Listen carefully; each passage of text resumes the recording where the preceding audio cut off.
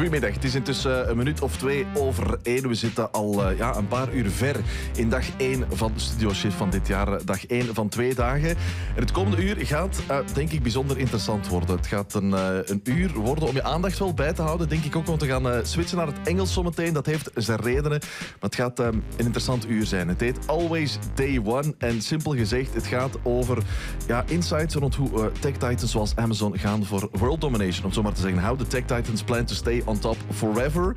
En daarvoor hebben we ook Maarten in de studio. Maar we gaan al direct het Engels doen, hè. Maarten, good afternoon, how are you? I am good, thanks. Chief of Staff at In The Pocket. That's a very short introduction. Can you introduce yourself a little bit more than that? Yeah, sure. So I'm Martin. I'm part of the management team of In The Pocket. And as Chief of Staff, I have a very generalistic, holistic role. But part of that is making sure that our management team and the leadership group functions well. And very often I'm in the lead of strategic initiatives for our organization. Mm-hmm. For this hour of Always Day One, you've brought along a wonderful guest. Yeah, for sure. That is Alex Kantrowitz. Good afternoon and welcome. Good afternoon. Great to be here. Yeah, it's nice to have you. Tell me why you invited Alex. It sounds negative, but that's not how I meant it. You know, it's not like, tell me why did you invite Alex at Studio Shift? It was an easy choice because actually we've chosen Alex because we believe that probably there aren't that much people in the whole world that know the tech giants as well as Alex does. He's been very close with them, and I was in Silicon Valley myself, and it's easy to digest some of the information out there, but Alex is really at the pulse of these organizations. Mm-hmm. And so we found someone that we wanted to bring into Studio Shift into our organization, because we look at Silicon Valley as well, and many of these organizations out there as a source of inspiration. So we hope to get some of the ideas and information out of Alex today and spread them with our followers. Cool. Maybe Alex, to kick off, I'll quickly introduce you. You've an amazing podcast and a newsletter named the Big Tech Podcast and the Big Technology Newsletter as well. You told me earlier today you had 87,000 followers already. But you're also author of a book called Always Day One. And it's specifically that book that reveals the culture, the technology, and the processes of these tech giants. And that's where I want to talk you through today and learn some of the things that you discovered from these tech giants. But maybe let's kick off properly. Can you quickly introduce yourself? Who is Alex Kantrowitz? Absolutely. So I'm a tech journalist with a really strange background, right? So I cover the technology giants in the world: Apple, Amazon, Facebook, Google, Microsoft. And I really brought an amazing branding agency in, and we came up with this really creative name, Big Technology, for both the newsletter and the podcast. Just kidding. And so the reason why my background's weird is because I studied labor relations in college, not journalism. I didn't learn to code. I learned how do organizations work, how do management and workers relate, which I think ultimately everything that we see in the business world is downstream of culture, and it's always been a focus of mine. And I put that kind of in the back burner for a while as I wanted to discover, the businesses and the operations of the tech giants. And then it just came back. I couldn't, stop paying attention to the fact that these companies have very unique cultures, very unique ways that they're led. They use really interesting technology. And that's what's helped them, again, stay on top. And their plan is to stay on top forever. So that background led me to the work, and it's been really interesting to explore the tech giants in a way that I don't think is really covered too often in our tech press today. I fully agree. I think probably many people are jealous or consider you have kind of a privileged job. I asked you earlier as well, like, show me your contacts list, because probably most of the CEOs of these tech giants are in there. And I was wondering, like, how do you manage to get all of this information? Like, what's your secret sauce? How come you get into a room with Mark Zuckerberg and he tells you the secrets of how he organizes his company? Yeah, I think one of the cool things about journalism is your work is out there for public consumption. And so people can see, they can read, they can listen, and they can see what you're up to. They can see how you look at the world. And you can't really hide anything back because you put the work out there. And so why do I think people are speaking with me? I think probably they see that the work is balanced, And that, I, again, coming from the background that I have, looking at the cultures, I don't think they're asked about that too often. And I think that if you're running a company, you know that the culture you build is critical to your success. And when someone with, who knows your company, who studied this stuff, comes in and says, explain it to me, that's a great time to play ball and speak. Nice, cool. I made reference to your book. So it's called Always Day One, How the Tech Giants Plan to Stay on Top Forever. Probably quite a lot of the listeners will understand what the quote Always Day One means, but I'm curious, could you maybe explain where does it come from, and what's the story behind the reason you've chosen this quote from Jeff Bezos?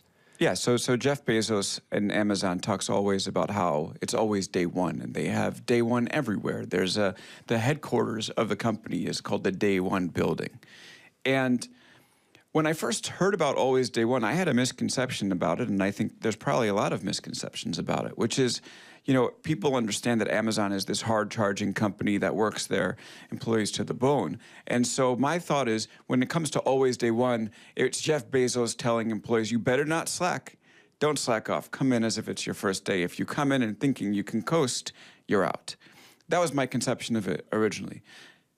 After studying the company for a little bit, I found out it was actually quite different.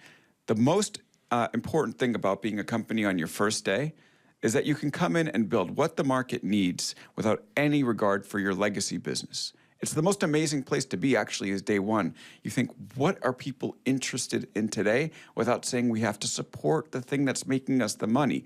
And that's how you end up building the product that's going to resonate, and you can displace the bigger companies because they're focused on day two, right? They're like, all right, we have to maintain, and then maybe we spend 10% of our time inventing. So it's actually quite profound what Bezos is telling the employees of Amazon, right? Always day one. It's not work yourself to the bone, although there's certainly some of that there. It's build what the market needs today without any regard for what has brought us here. And that's why you see Amazon, which started as an online bookstore, go and expand into all these different areas. Bookstore still does that. First-party marketplace, third-party marketplace. It is a hardware manufacturer with the Kindle and the Echo, voice computing with Alexa. It has web services, of course, with Amazon Web Service, not to mention the fact that it's a grocer with Whole Foods and an award-winning movie studio. I mean, it's pretty unbelievable. And that stuff doesn't happen by accident. So, of course, the tone is set from the top. Bezos saying, it's always day one. Come and build what the market needs. I don't care what took us there. And actually, you look at the third-party marketplace, what it did to the first-party marketplace, and it cannibalized that. So many companies would be hesitant to say, let's build something that might actually hurt our flagship business. We have to survive. And I think the fact that they said we're going to build what the market needs, not worrying about that stuff, and not only that, building the systems inside the company to enable that. You don't just say it, snap your fingers, and it happens. You actually have to build the culture, and I think that's one of the most interesting innovations with Amazon. And when you think about the book title, that's what it had to be, Always Day One. Yeah, cool. What I also like a lot about it is that it's not a fixed set, it's not a KPI, but it's a mindset, and that's something that you see coming back throughout the whole organization. That's about Amazon. Later on, after the song, we'll deep dive into Amazon. Maybe one more question I have about your book. So you focus on 5 tech giants, right? On Amazon, Google, Facebook, Apple, and Microsoft. But I was wondering, why these 5? Why not? There are so many other usual suspects out there. Why these 5 silicon-based companies, and why none out of Asia, for example? Well, I think first and foremost, these companies have really stood the test of time. And when you look at it, you want to find a company that's reinvented over and over again. And it's not just about being big, but it's about being big and staying dominant, right? And it's not a celebration of that, but it is, there's something these companies are doing that other companies should learn from. Mm-hmm. What are they doing? And that's what the book goes into. Now, we considered a bunch of other companies in the beginning, right? We looked at Netflix, we looked at Uber, we looked at Twitter, and all of them had a reason why I thought, okay, there's a disqualification here. Mm-hmm. Netflix, I don't think Netflix is a technology company. I know Netflix PR might write me about this, but they're an entertainment company. Mm-hmm. All right, they're the same as Disney, and we've seen the stock market treat them that way. Uber has a terrible culture, and you can see that where they're still not profitable, their stock has tanked. So there were obvious no. Twitter is obviously a disaster. We don't need to go too deep into that. You know, the list goes on. I will say, you know, your question is a good one in that, in particular, I did wonder about those companies in China in particular. I mean, they have done amazing things. And, you know, maybe that is the next book. You know, how have they built? Cool. Yeah, looking forward to that one already.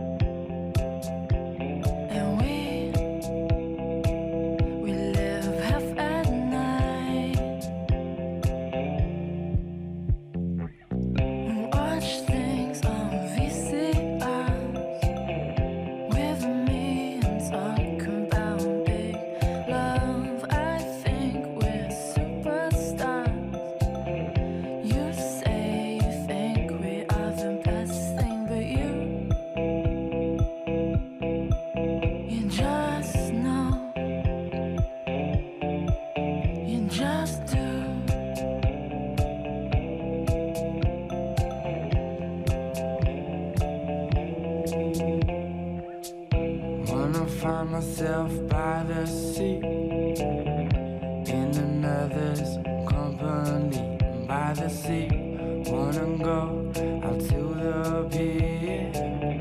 Gonna dive and have no fear because you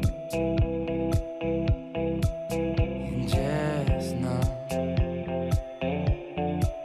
you just do.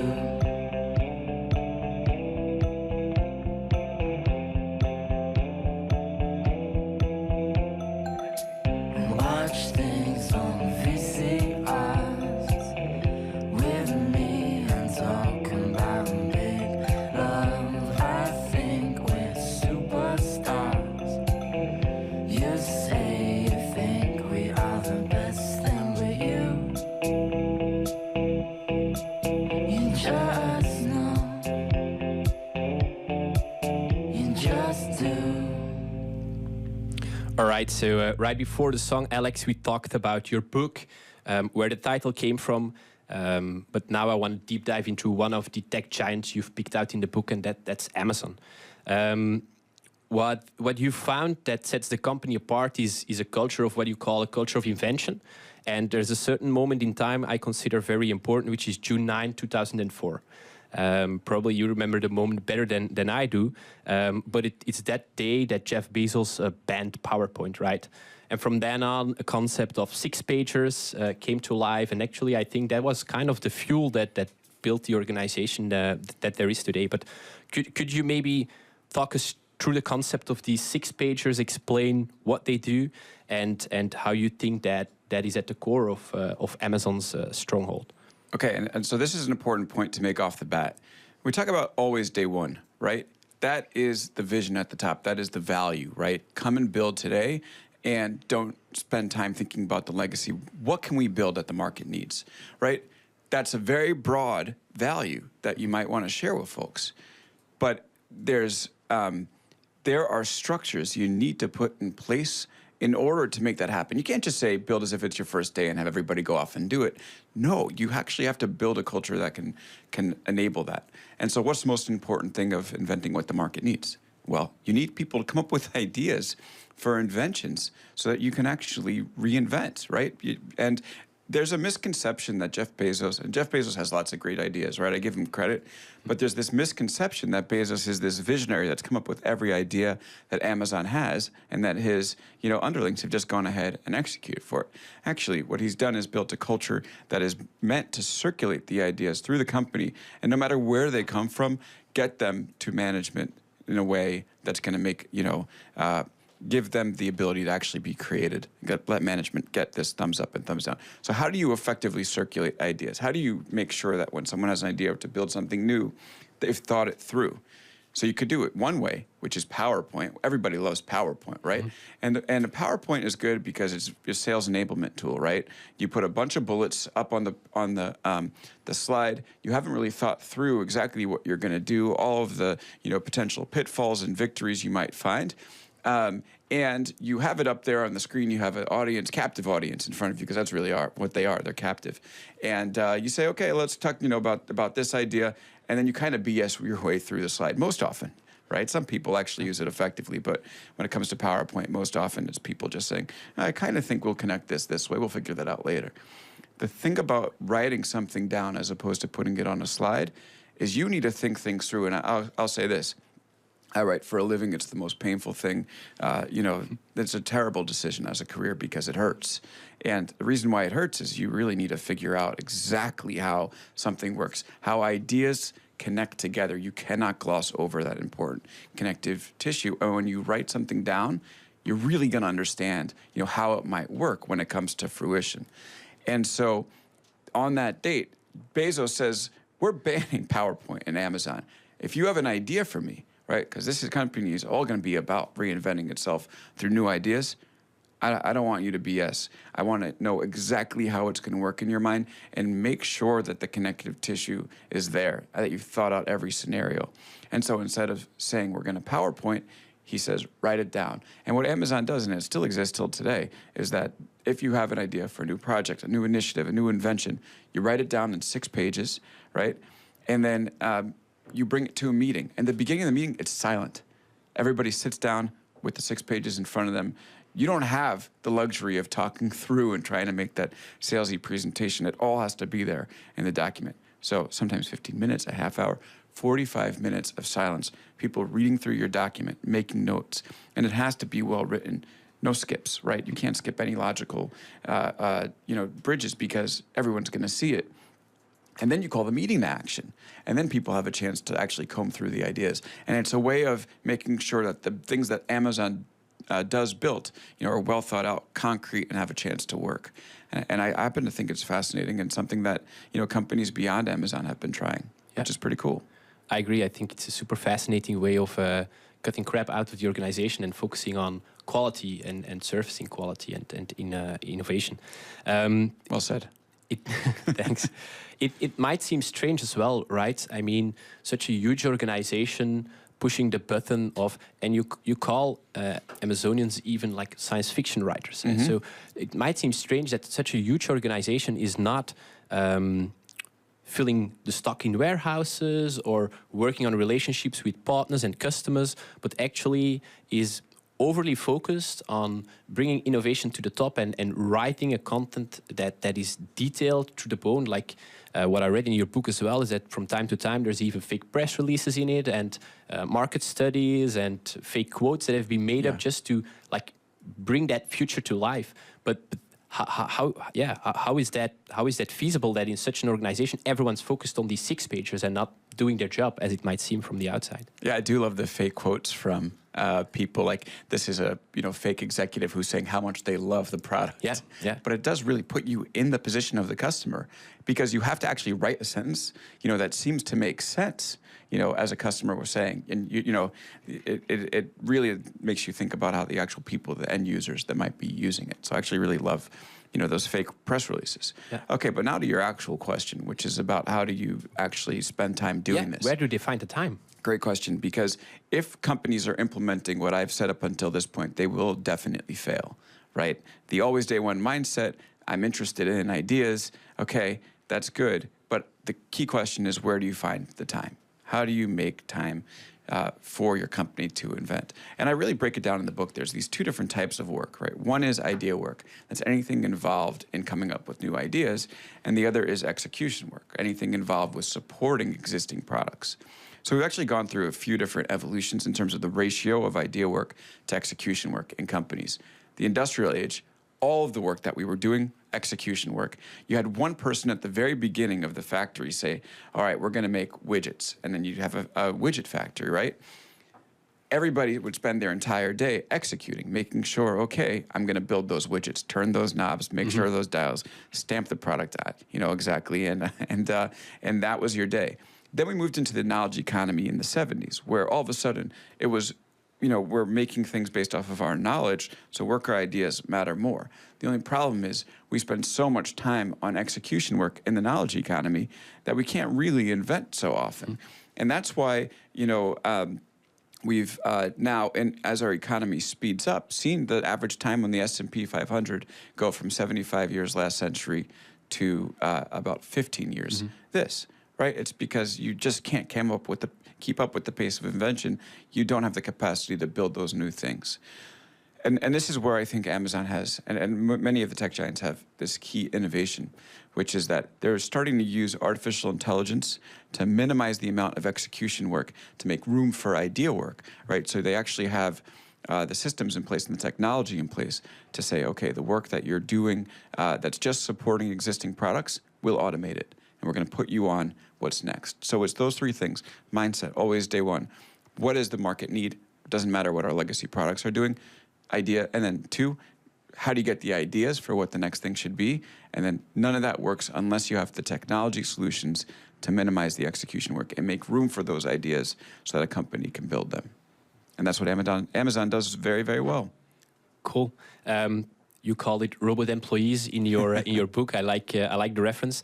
But like you've talked with many people working there, and like how do they reflect and think about the fact that they're making their own jobs obsolete? Because that's a weird mindset, right? I mean, I'm here doing my job and making sure that my job won't exist any longer. So how do they how do they find motivation in their roles and in their jobs, and how do they reflect about that? Yeah, it's kind of funny because Amazon has this set of leadership principles inside the company. And again, like Amazon is so good at having, these ideas like always day one. And, most companies have a mission and vision, and people look at it maybe in orientation and never look at it again. And they forget what the mission and vision is. And they just say, how can I focus on my day-to-day work and not get fired? But Amazon has these leadership principles that structure the way that the company works. These principles are, taught in orientation. They're also the way that the company interviews. Every conversation is structured around them. And it's almost like a religion inside Amazon. Really, it's kind of culty, but it is like a religion to the point where when you hang out with Amazonians off the clock, they will start using the leadership principles in their social experiences when they're at the restaurant, for instance. They're like, oh, you're, thinking big or, being decisive and all that stuff. And these leadership principles are taught to their kids in some instances, and even marriages, right?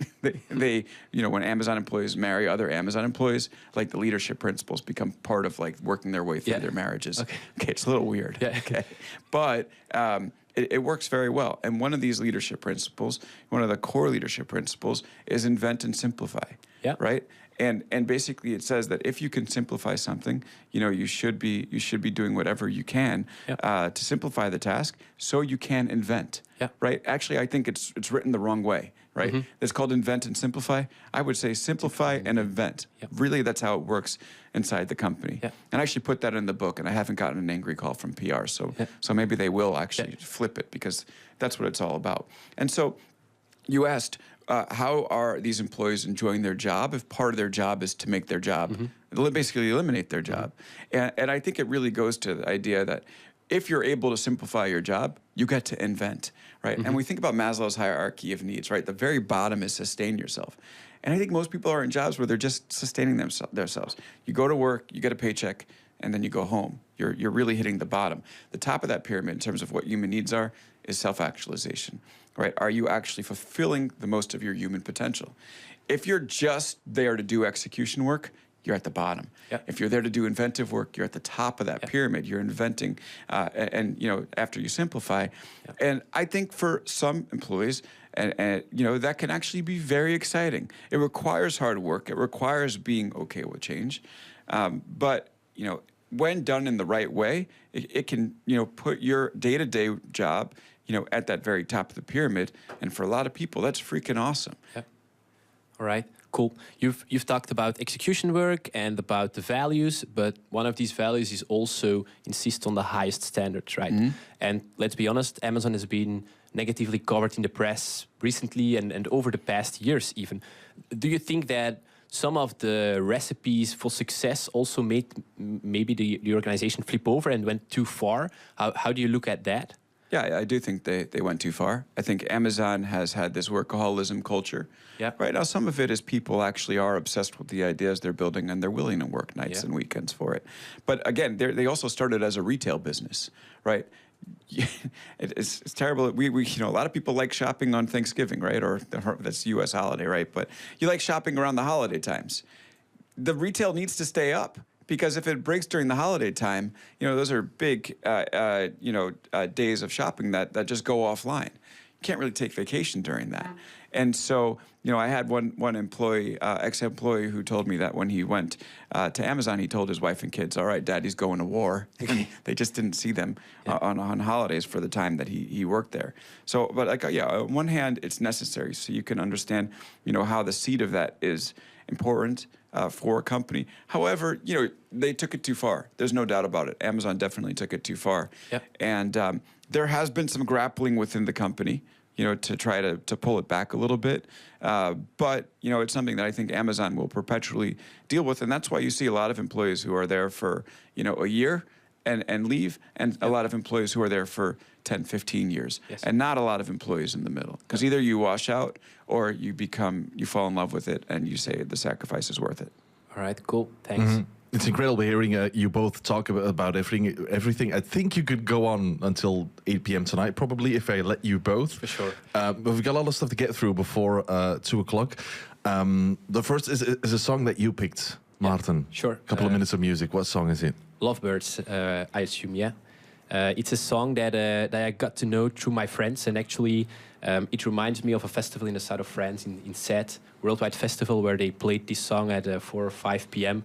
during sunset, and so it always puts me back on the beach in France when I hear the song. All right. Friends that teach you new music? Yeah. Some of the very best friends there are. Always a good thing. I Want You in My Soul.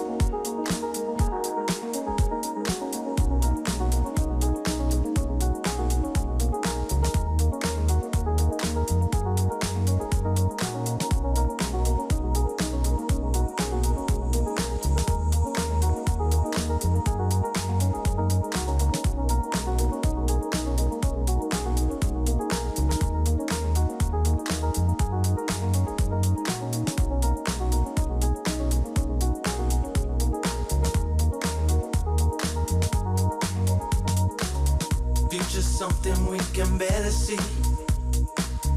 something missing in the way we feel, and I have noticed in myself that I can't let it go. Wanna make a difference and believe in what we're gonna show. Gotta understand how things could be this way. You make a difference in a different way, and I've been feeling how you show your love for me so easily. Now I know how we could be forever caught in time. When it comes to loving, we gon' seize the day.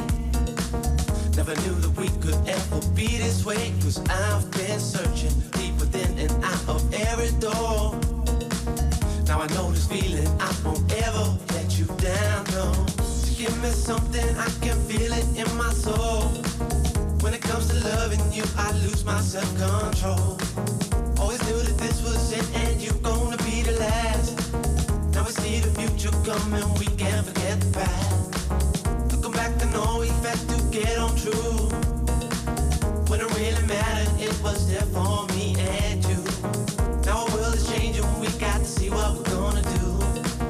I know you're here for me and I will always want you in my soul. I want you in my soul, said I want you in my soul. Love to me is gold, your love to me is gold, your love to me is gold. Thing I can't control, this thing I can't control, the thing I can't control. Let this feeling go, don't let the feeling go, don't let the feeling go. I want you in my soul, I want you in my soul, said I want you in my soul. Love to me is gold, your love to me is gold, your love to me is gold. Thing I can't control, this thing I can't control, the thing I can't control. Let this feeling go, don't let the feeling go, don't let the feeling go. Want you in my soul. Lovebirds Want You In My Soul. Ik moet zeggen, alle muziek vandaag past goed bij die prachtige zon die er is. We gaan genieten van die zon. Ik hoop dat jij er ook van kan genieten, waar je ook luistert of meekijkt naar Studio Shift.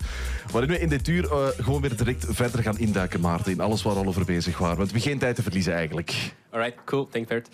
So we talked about Amazon extensively. Let's maybe deep dive into Facebook, Google, and Apple a bit more quicker over the coming 10 to 12 minutes. You've had the chance to meet Mark Zuckerberg, a couple of times, you've told me. 3 times, yeah. 3 times. How is he? He's a pretty interesting guy. I think that he's portrayed a certain way in the media. Yeah. But yeah, I found him to be extremely smart. He's able to navigate many different topic areas, with a level of depth that very few people can. Because if you think about it, if you're running Facebook, you're looking into media, artificial intelligence, politics, the way that society works. And Zuckerberg, sitting on top of the company, has gotten this amazing, you could call it a crash course. I feel like that would be fair to call it, to label it that way. And he's had this amazing look into it. So it is just really interesting to have conversations with him. And I think one thing that people, might be surprised about is that he cares really a lot about other people's ideas, which might not be so surprising given the way that this interview has gone so far. But when I first met him, he, instead of like a typical CEO would lecture for 25 minutes and say 5 minutes, the PR person is looking at your facial expressions. And if you look engaged, they might say, do you want to ask a question? And if you're like quizzical, they're like, thank you for coming, please leave. But what happened with Zuckerberg is he actually sent the announcement to us early and said, I was there with my bureau chief, Matt Honan, and he said, listen, take a look at what we're trying to say. Come in, give me your feedback. I'm curious what you think about it. And then we talk about, your questions.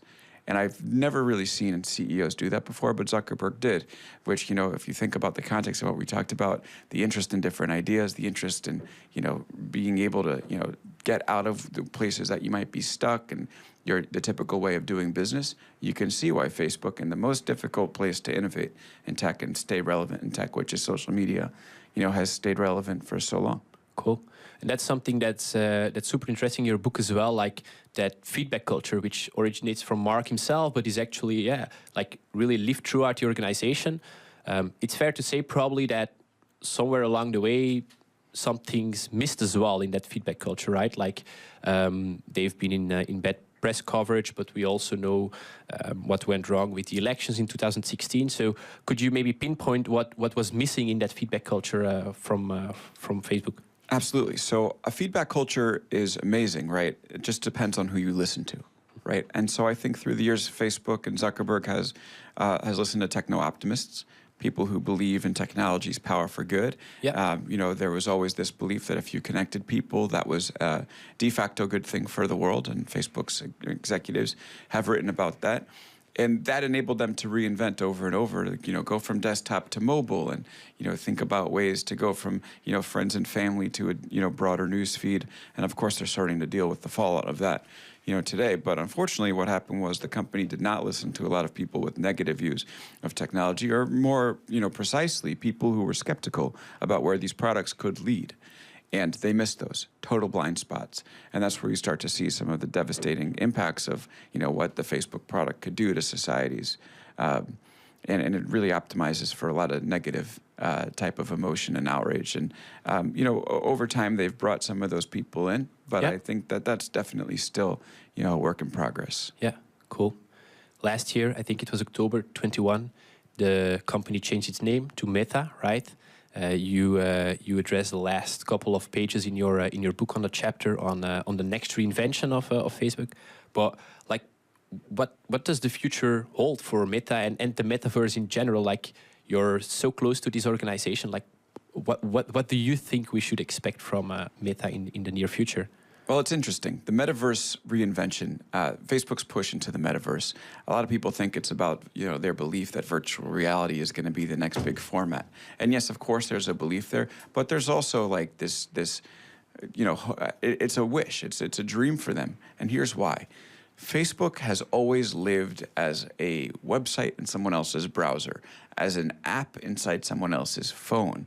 And that has caused the company to lose a ton of control and actually done meaningful damage to their business. And you see that with the way that Apple has put those little bubbles up that says, ask app not to track.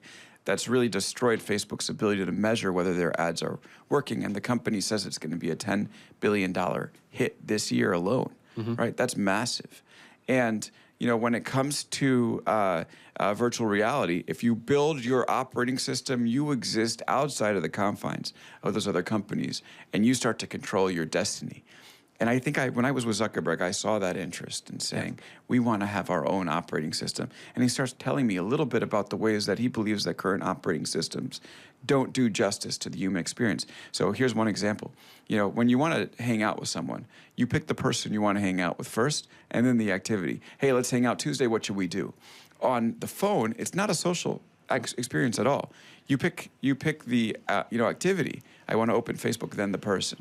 And I think that Zuckerberg has these ideas of how you could structure an operating system, to make it a more natural experience, A, and then B, to get Facebook the heck out of Apple and Google's, basically realms, so it can start to control its own destiny a little bit. So I think that's why they're trying to move into the metaverse. And they're probably trying to do it a little quicker than they should be, right? It doesn't seem like virtual reality is this technology that's going to be mass adopted this year or next year or the year after that or the year after that, maybe 5 years down the road. We start to see that happen, and who knows exactly how that's going to go. But for Facebook's sake, it better work, because now in this quest to get outside of the realm of Apple and Google, they've put all their chips into the middle, into the metaverse, and if it doesn't work out, they're screwed. Yeah, for sure. And still, I think it's super inspirational to see the changes they've made, and I'm really looking forward to what that future might behold. Yeah, like the always day one thing, right? They're like, what are we going to build that the market needs next? Also, yes. There's only one way to do it, and it's to reinvent. Yeah. Otherwise, you get left behind. Yeah. That's Facebook. Let's maybe quickly tap into Google, because I have some interesting questions about Apple as well for you, because your chapter on Apple is not what I would have expected it to be. Stay tuned. Yes, Google first. Amazon is invention. Facebook is a feedback culture. What's Google to you? What's the blueprint of the organization? So I think that all these companies are actually all trying to get to this element of invention, right? They want to try to reinvent, invent, and reinvent. And when it comes to Amazon, I would say that they are the ideal type of culture to do that in terms of inventing. Facebook gets there through feedback, and Google gets there through collaboration. So you might think that Google is not a very inventive company. They built that search bar, and they still live off of search. But actually, they've reinvented in form over the years, right? They've gone from search to browser, and browser to mobile operating system, and now they're trying voice computing, with the Google Assistant. So, how do they do it? You need a culture of collaboration to do this, because ultimately what you're doing is you're pulling, search and browser together, search, browser, phone together, search, browser, phone, maps, mail, contacts, all this together, right? and you have all these different departments. If these departments couldn't work effectively together, you would not be able to have Google build these effectively. And by collaborating, by building a culture that fosters collaboration, which they do through internal communication tools and also signaling from the top, Google has been able to go through these various reinventions. And, we talked a little bit about Facebook and how they're so vulnerable because, they don't own the operating system. Well, Google knew that first. It's actually this amazing, you look at the competition between Google and Facebook, they're both ad companies. Why is Google better positioned and why is Facebook more vulnerable? It's because Google knew that to control the environment is to win. And that's how they've done it. And they've done it through this culture of collaboration. Yes, which is Chrome you're referring to, right? Chrome, yeah. Yeah. And by the way, guess who was the project manager on Chrome? It was Sundar Pichai, right? Who eventually became the CEO of Google and Alphabet today. Yeah. And that's not an accident. No, let's hope it's not. That's Google, but then Apple. I mean, I've read your chapter on Apple, and I think, Alex, it's fair to say that you don't seem to be a big fan of the company. You refer to the company as being built on a blueprint for a visionary leader that's no longer there, right? Mm-hmm. Could you elaborate a bit on that? Like, why are you so skeptical on the organization, which is, and I checked this morning, still the highest value to $1.7 trillion, still the highest market cap out there. Yeah, I mean, I don't want to insult 1.7 trillion, but it was 3 trillion like 3 weeks ago. So, but to talk about their culture, right? Bezos has built this this culture, even that he's gone, right? The company is still in really good position to invent and reinvent.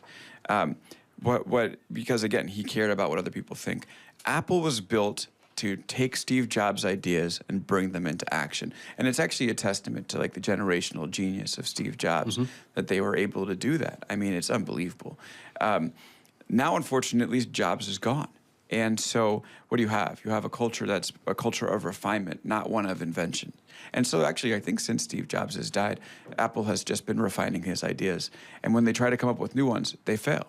And what am I talking about? And people like to get on me about this, and they say, well, AirPods and the watch, right? Those are in their own right Fortune 50 companies. But these are effectively, you wouldn't use the AirPods if you're not an iPhone user, and you wouldn't use the watch if you're not an iPhone user. So I feel like these are, extended refinements of those products.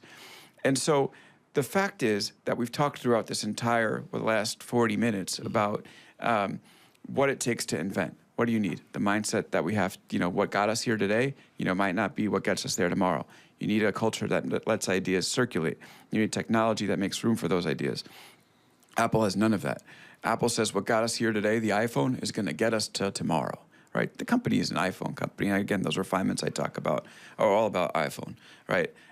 They do not have ideas travel. Every division is in a silo inside Apple, right? If you work on artificial intelligence for the Face ID, you can't speak to the engineer working on artificial intelligence for what their self-driving car project, even though they're both using computer vision. I mean, what type of sense, does that make? And their internal technology is garbage. Yeah, just gonna say it. It's true. Speak to anybody about who's worked in the IS&T division of Apple or who's tried to work with them, and they're pulling their hair out from this experience. And I think that not many designers at In the Pocket will be happy with what you're saying about the company right now. I mean, shout out to the design team. It's done a great job. But I'm looking at this less in terms of how does the next iPhone look. And by the way, I am an Apple user, Apple customer. So but there's no hypocrisy here, and I'll tell you why. Because I'm looking at what happens. The entire business world right now is a business world that must anticipate shifts in the way that we do business and the way that we experience computing, right? And so you think about it, like if you built for desktop, right, and you only cared about desktop, you'd be Microsoft in the lost decade. The only way that they stayed relevant was to reinvent and actually say our core product, which was a desktop operating system, we're ready to cannibalize it right now. And we have to change our culture to do it. And Apple doesn't have that now. So I think they're going to be in great shape as long as the iPhone is going to be, this flagship product and the key technology. But they've really struggled when it comes to moving into different formats. I'm talking about augmented reality. We haven't seen their glasses. I'm talking about voice computing. Does anybody listening own a HomePod? And if you do, is it anything more than a paperweight? I'll tell you, Apple's discontinued it or, severely sidelined it. And then I'm talking about the self-driving car. which Apple's been working on for more than half a decade, you know, and still isn't anywhere. And that is a culture thing. And we could stay here for hours, and I could tell you stories about why the culture is broken and has not enabled these products to come to fruition. But I know, you know, we have limited time. But I would like to, so maybe I come back next year and we do a full hour on the HomePod in the car. Maybe as a wrap up on this one, you seem not to be the only one believing that, because you've met Steve Wozniak. Yeah. And he supported your point of view, right? Yeah, I mean, Woz is an interesting cat. He is the co-founder of Apple, and he's always had disputes about the way that Apple, you know, works, right? He's said Apple should be open. Steve Jobs says closed. Okay, turns out that Jobs was right about that one. But I do think that Woz has some concerns, and he says the ideas will come from the lower levels, and the way that Apple should go forward is power to the lower levels to have these ideas and come up. But the thing is, you know, Apple only likes to ship things when they're perfect. We just don't live in that world anymore. You have to be willing to say the perfect is the enemy of the good, and say our customers will appreciate this and we're going to learn from them, as opposed to we're right and we're right because of our CEO is right. It just doesn't work anymore. A lot of good one-liners coming out of you today, I believe. Also, I thought about buying a HomePod a couple of times, but I never got around to it. So can't give you any feedback. There's a reason for that. Probably is. Because it's a paperweight. All of those things aside, let's talk about music for just a second. Yes. Because Matt already chose a song. Now it's your turn. Alex? I want to introduce a great song that I love. It's called New Shoes. I think you can't play this song and listen to it and not feel good. Doesn't need more than that.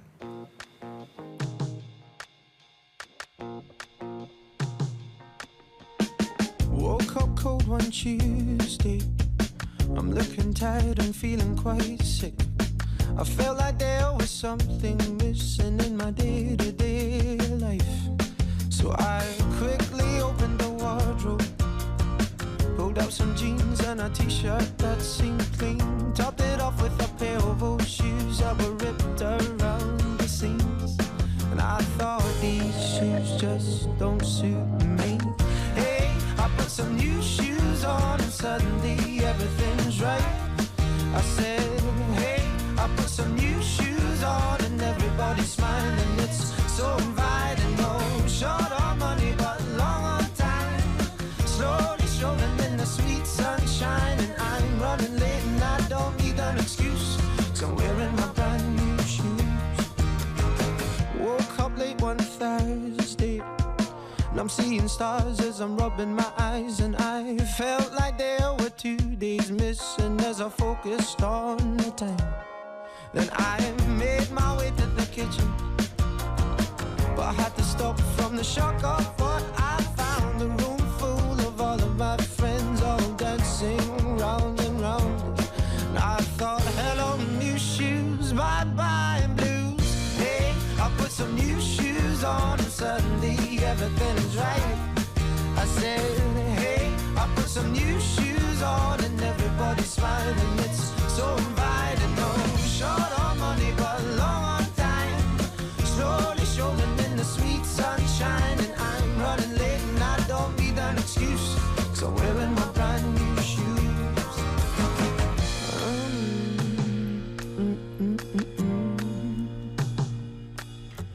Take me wandering through these streets where bright lights and angels meet.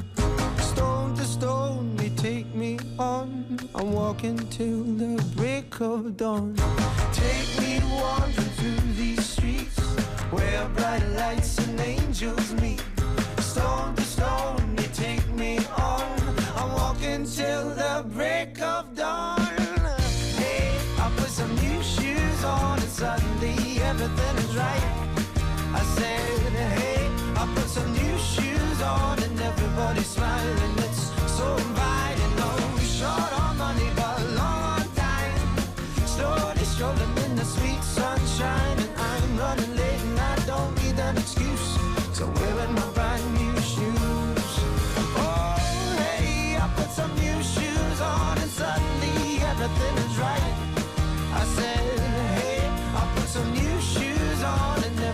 it's fine and it's so inviting. Oh, short on money but long on time.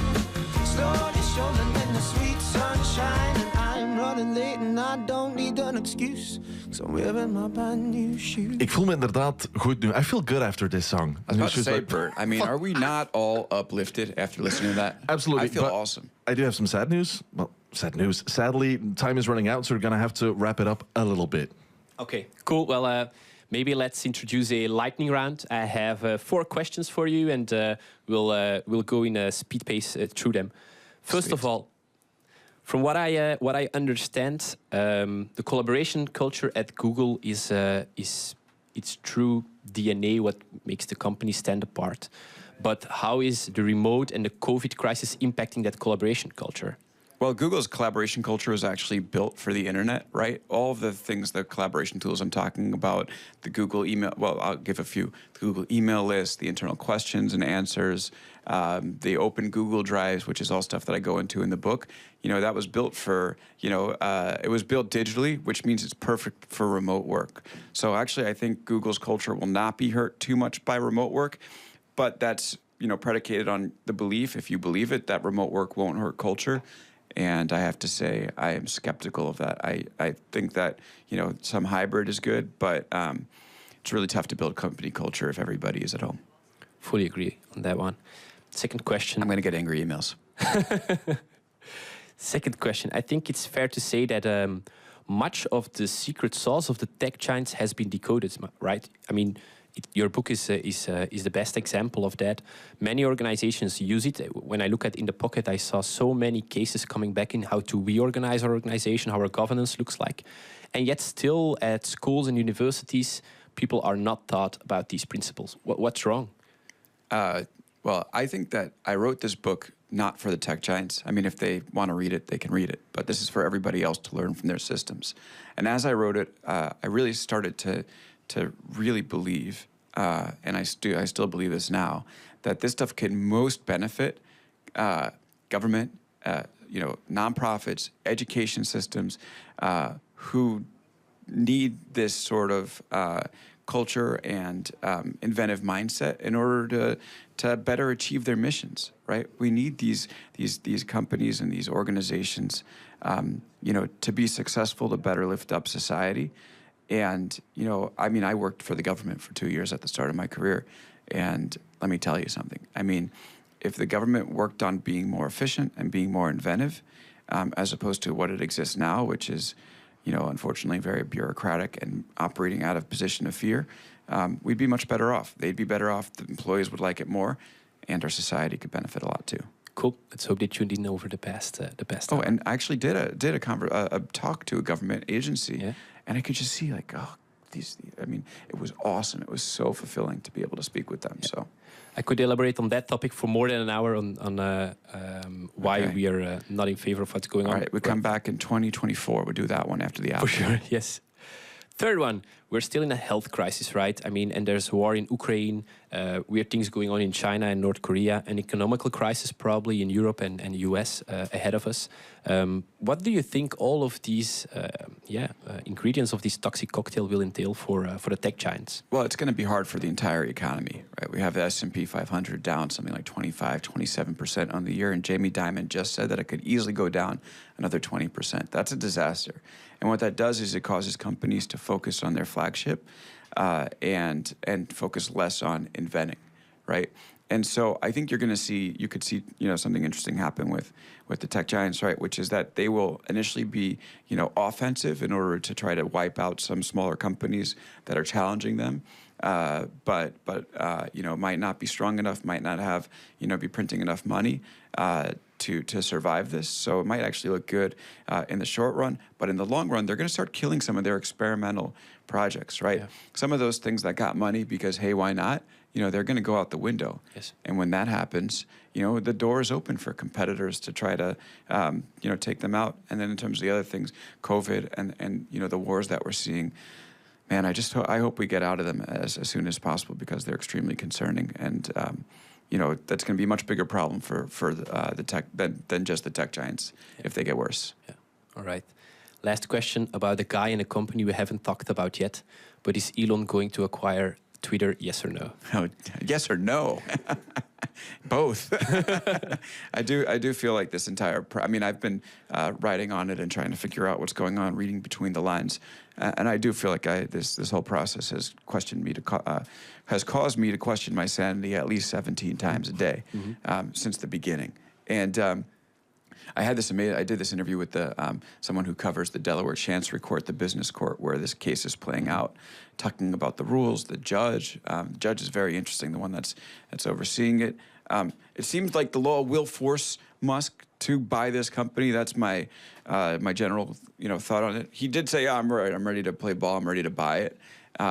And then Twitter's like, we don't really believe you, and so we might actually make you go to trial. So I think, yes, he likely will end up having to buy it. However, the most Twitter thing to happen in this situation is they say, Elon, that 420,